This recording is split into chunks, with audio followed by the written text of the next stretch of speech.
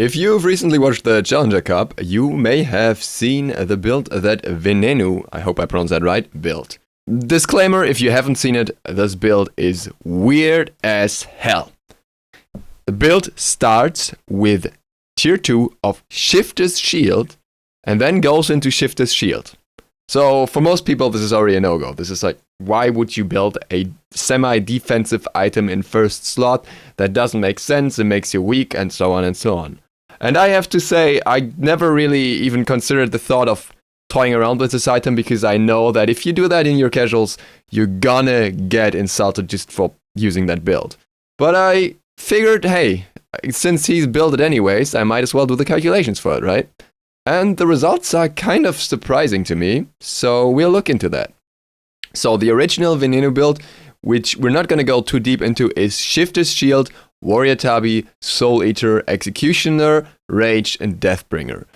This build is non-ideal in some regards. I see why it was built this way. It brings you to crit faster, and it also allows you to get more crits due to Rage. But I kind of looked into it a little deeper and figured a build with the same price and higher DPS that I would personally like more, because it has more ability damage as well. And we will talk about that. I will still consider it the Venenu build because the changes are really minor and just, work for a slightly smoother power curve, but don't really change the idea of the build. So the variant we're using is Shifter's Shield, Warrior Tabi, Igwale, Soul Eater, Malice, and Deathbringer. If the situation demands for it, you can also build Executioner and Concise instead of Malice and Deathbringer. Will give you slightly lower DPS and will not be as great in terms of the high power that you get due to the crit items, but works better against very tanky targets with multiple frontliners or whatever. Also, as always, Malice is used for maximum DPS and DPS calculations, but if you use Wind Demon instead, it will only slightly lower your DPS and give you a lot more utility. Before we even get into the actual build, let's talk about the start for a second. The start of this build is Tower Shield, and Tower Shield is surprisingly good early on. There are other starts that would theoretically allow for slightly more DPS, depending on the situation, or have other benefits, like the Death Toll start having more sustain, but overall, this is probably one of the best starts out there. Tower Shield has 20 physical power, which puts it on a level with Transcendence tier 2, but additionally, it has 10 physical protection, which is really great to have early on because it allows you to play more aggressive, as minions won't deal as much damage to you, and other hunters obviously won't deal as much damage to you either. Additionally, it only costs 1,200 gold. This is great because it allows you to get a lot of potions. You will probably need some mana potions with this build because it has 0 mana sustain, and therefore the extra gold is really helpful. But in the same way, you can get more health potions if you feel like you're going to get against a very aggressive lane. Shifter's Shield itself is also not that expensive. 2,400 gold is still cheaper than Transcendence. And the moment you have it, you have 60 power right off the bat, which is the highest DPS start that exists at the moment. Which is kind of surprising thinking about the fact that this is a defensive item. The DPS only is that high as long as you're above 50% health, though. This is always assumed for these DPS calculations. Now, what happens with this build over time? Due to the fact that it uses very similar items to the Transcendence build, it doesn't fall off as much as you would maybe think, but it has some weaknesses along with it. So, what this build does, it gives you a high power spike early that stays up for quite a while, but eventually is outclassed by Transcendence the moment it has full stacks and you have enough mana to get that extra DPS. You will end up at 655 DPS, whereas other builds end up around 730 or 720. The difference is not that major though. 50 damage per second or a little more is not the end of the world, and it's not going to make major changes in most fights, especially when you consider the additional benefits you get in return. This build can be kind of weak against tanks. Like I said, then you have to use a variant with Executioner that makes it a little weaker, but overall it's a very solid build in my opinion.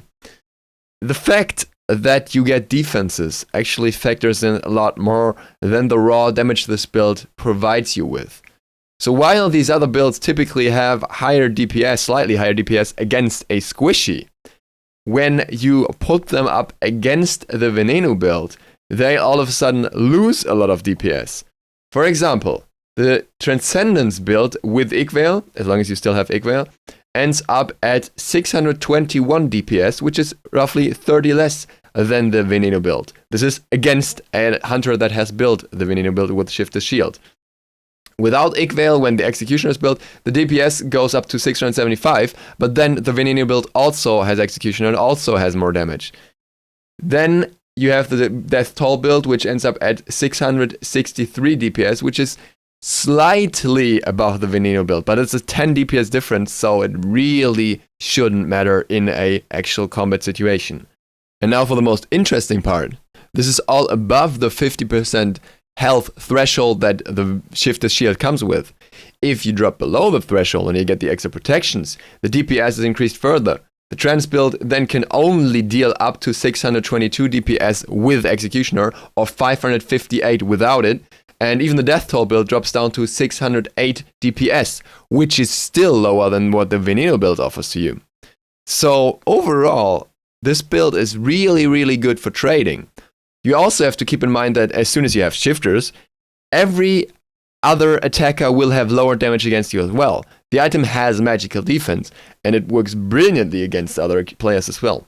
It also has great synergy with Soul Eater, as if you drop below 50% health, you get those extra protections, and then you also get a health boost on top of that, which means while you won't get healed over 50% anymore with the new nerf to Soul Eater, it will still allow you to survive a lot longer. And even if you watch the Challenger Cup plays, Venenu was often able to survive in situations where you thought he would be dead.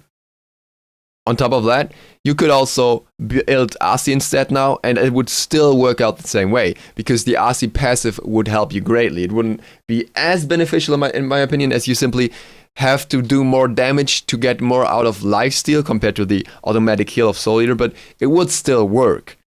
So, all in all, the Venenu build is probably a very good choice depending on the situation and depending on the hunter you're playing. You typically want to build it on the same hunters that you build Transcendence builds on, or Death Toll builds either way, simply because it is highly ability damage focused early, because it has high power.